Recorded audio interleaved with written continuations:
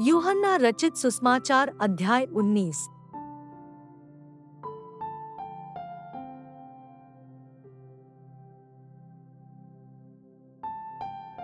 इस पर पीलातुस ने यीशु को लेकर कोड़े लगवाए और सिपाहियों ने कांटों का मुकुट गूंथकर उसके सिर पर रखा और उसे बैंजनी वस्त्र पहनाया और उसके पास आकर कहने लगे, हे यहूदियों के राजा, प्रणाम, और उसे थप्पड़ भी मारे।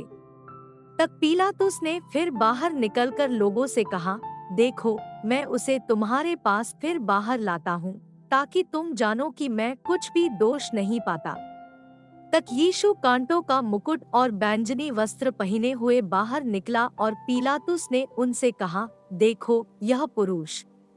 जब महायाजकों और प्यादों ने उसे देखा तो चिल्लाकर कहा कि उसे क्रूस पर चढ़ा। क्रूस पर। पीलातुस ने उनसे कहा, तुम ही उसे लेकर क्रूस पर चढ़ाओ, क्योंकि मैं उसमें दोष नहीं पाता। यहूदियों ने उसको उत्तर दिया कि हमारी भी व्यवस्था है और उस व्यवस्था के अनुसार वह मारे जाने के योग्य है, क्योंकि उसने अपने आप को परमेश्वर का पुत्र बनाया। जब पीलातुस ने यह बात सुनी तो और भी डर गया और फिर किले के भीतर गया और यीशु से कहा, तू कहाँ का है?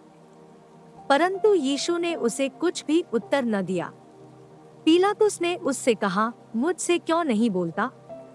क्या तू नहीं जानता कि तुझे छोड़ देने का अधिकार मुझे है और तुझे क्रूस पर चढ़ाने का भी मुझे अधिकार है? यीशु ने उत्तर दिया कि यदि तुझे ऊपर से न दिया जाता तो तेरा मुझ पर कुछ अधिकार न होता, इसलिए जिसने मुझे तेरे हाथ पकड़वाया है उसका पाप अधिक है। इससे पीलातुस ने उसे छोड़ देना चाहा, परंतु यहूदियों ने चिल्ला चिल्ला कर कहा, यदि तू इसको छोड़ देगा तो तेरी भक्ति कैसर की ओर नहीं। जो कोई अपने आप को राजा बनाता है वह कैसर का सामना करता है। ये बातें सुनकर पीलातुस यीशु को बाहर लाया और उस जगह एक चबूतरा था जो इब्रानी में गब्बता कहलाता है, और न्याय आसन पर बैठा। यह फसह की तैयारी का दिन था और छठे घंटे के लगभग था। तब उसने यहूदियों से कहा, देखो, यही है तुम्हारा राजा। परंतु वे चिल्लाए कि ले जा, ले जा, उसे क्रूस पर चढ़ा। पीलातुस ने उनसे कहा, क्या मैं तुम्हारे राजा को क्रूस पर चढ़ाऊं? महायाजकों ने उत्तर दिया कि कैसर को छोड़ हमारा और कोई राजा नहीं। तब उसने उसे उनके हाथ सौंप दिया ताकि वह क्रूस पर चढ़ाया जाए। तब वे यीशु को ले गए और वह अपना क्रूस उठाए हुए उस स्थान तक बाहर गया जो खोपड़ी का स्थान कहलाता है और इब्रानी में गुलगुता। वहां उन्होंने उसे और उसके साथ और दो मनुष्यों को क्रूस पर चढ़ाया, एक को इधर और एक को उधर, और बीच में यीशु को। और पीलातुस ने एक दोष पत्र लिखकर क्रूस पर लगा दिया और उसमें यह लिखा हुआ था, यीशु नासरी यहूदियों का राजा। यह दोष पत्र बहुत यहूदियों ने पढ़ा, क्योंकि वह स्थान जहां यीशु क्रूस पर चढ़ाया गया था नगर के पास था और पत्र इब्रानी और लतीनी और यूनानी में लिखा हुआ था। तब यहूदियों के महायाजकों ने पीलातुस से कहा, यहूदियों का राजा मत लिख, परंतु यह कि उसने कहा, मैं यहूदियों का राजा हूँ। पीलातुस ने उत्तर दिया कि मैंने जो लिख दिया वह लिख दिया। जब सिपाही यीशु को क्रूस पर चढ़ा चुके तो उसके कपड़े लेकर 4 भाग किए, हर सिपाही के लिए एक भाग, और कुर्ता भी लिया, परंतु कुर्ता बिन सियन ऊपर से नीचे तक बुना हुआ था। इसलिए उन्होंने आपस में कहा, हम इसको न फाड़े, परंतु इस पर चिट्ठी डाले कि वह किसका होगा। यह इसलिए हुआ कि पवित्र शास्त्र की बात पूरी हो कि उन्होंने मेरे कपड़े आपस में बांट लिए और मेरे वस्त्र पर चिट्ठी डाली। सो सिपाहियों ने ऐसा ही किया। परंतु यीशु के क्रूस के पास उसकी माता और उसकी माता की बहन मरियम, क्लोपास की पत्नी, और मरियम मगदलीनी खड़ी थी। यीशु ने अपनी माता और उस चेले को जिससे वह प्रेम रखता था पास खड़े देखकर अपनी माता से कहा, हे नारी, देख, यह तेरा पुत्र है। तब उस चेले से कहा, यह तेरी माता है, और उसी समय से वह चेला उसे अपने घर ले गया।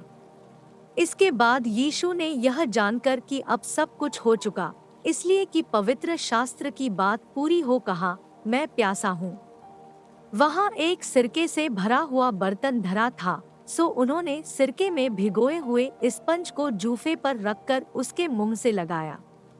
जब यीशु ने वह सिरका लिया तो कहा, पूरा हुआ, और सिर झुकाकर प्राण त्याग दिए। और इसलिए कि वह तैयारी का दिन था, यहूदियों ने पीलातुस से विनती की कि उनकी टांगें तोड़ दी जाएं और वे उतारे जाएं, ताकि सब्त के दिन वे क्रूसों पर न रहें, क्योंकि वह सब्त का दिन बड़ा दिन था। सो सिपाहियों ने आकर पहले की टांगें तोड़ी, तब दूसरे की भी, जो उसके साथ क्रूसों पर चढ़ाए गए थे। परंतु जब यीशु के पास आकर देखा कि वह मर चुका है, तो उसकी टांगें न तोड़ी। परंतु सिपाहियों में से एक ने बर्छे से उसका पंजर बेधा और उसमें से तुरंत लोहू और पानी निकला।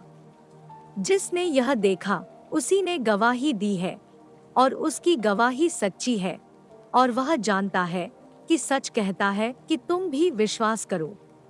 ये बातें इसलिए हुई कि पवित्र शास्त्र की यह बात पूरी हो कि उसकी कोई हड्डी तोड़ी न जाएगी। फिर एक और स्थान पर यह लिखा है कि जिसे उन्होंने बेधा है उस पर दृष्टि करेंगे। इन बातों के बाद अरमतियाह के यूसुफ ने, जो यीशु का चेला था परंतु यहूदियों के डर से इस बात को छिपाए रखता था, पीलातुस से विनती की कि मैं यीशु की लोथ को ले जाऊं।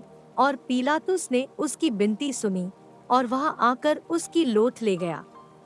निकोदेमुस भी, जो पहले यीशु के पास रात को गया था, 50 सेर के लगभग मिला हुआ गंधरस और एलवा ले आया।